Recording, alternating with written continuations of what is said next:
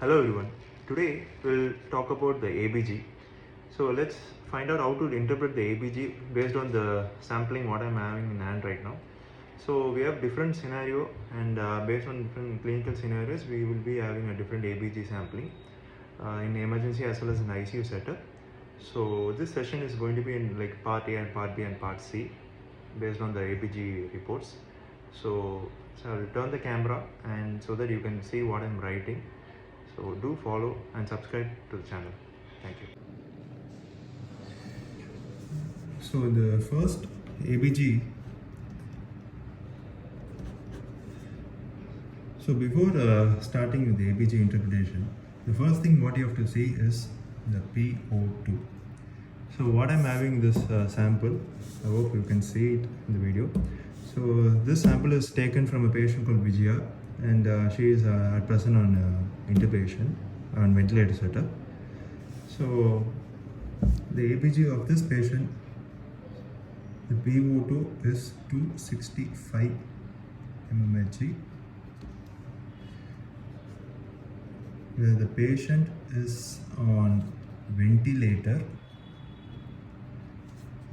at the FiO2 at 70% for this patient. So on this scenario, the patient it is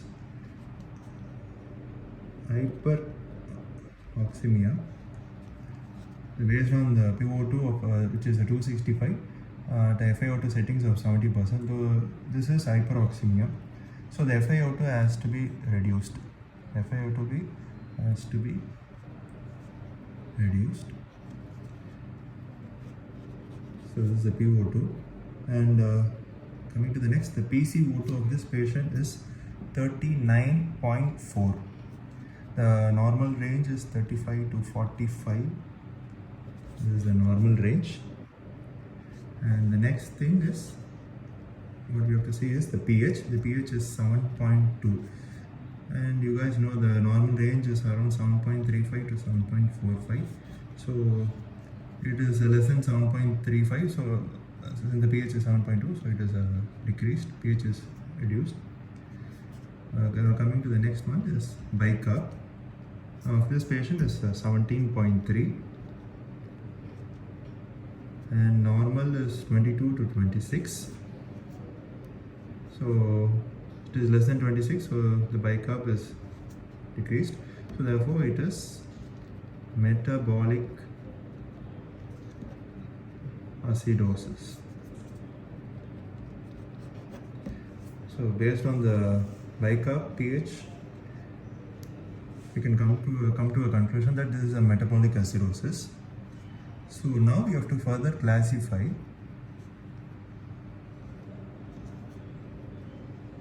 by using the anion gap, and most of the ABG sampling will be seeing a set value called anion gap.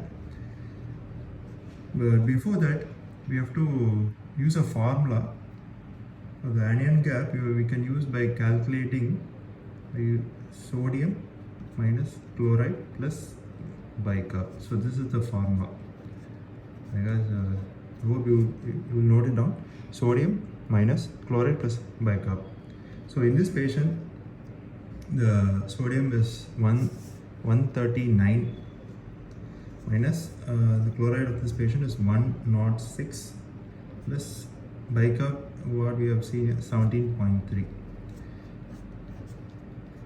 So 139 minus 106 plus 17.3, it's 123.3, and we have to subtract, it's 15.7. I have already made this for the time being. So this 15.7 is the actual anion gap. So this is the 15.7 is the actual anion gap of this patient. But before that, we have to find out the expected anion gap. So what is this expected anion gap? It's nothing, it's very simple. Normal anion gap plus pH correction plus albumin correction. So this usually the normal anion gap is 12 plus the pH correction. The pH correction is nothing but if the patient pH is less than 7.3, you have to deduct 2, and if the pH is more than 7.45, you can add plus 4. So this is the concept for pH correction. And in case if you have taken the albumin, if you have the value of albumin of that particular patient, you can mention it. But in this case, I'm not having the albumin level, so it is not available. So now 12 normal anion gap plus the pH correction. In this, the pH correction, the pH of this patient is 7.2, which is less than 7.3. So we have to deduct minus 2. So this plus 12 plus minus 2 is plus minus 2. So this is 10. So this is the expected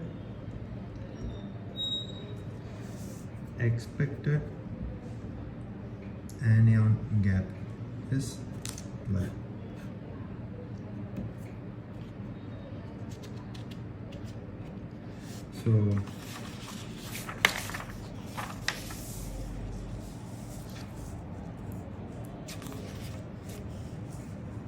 So this expected anion gap is 10 and the actual anion gap is 15.7.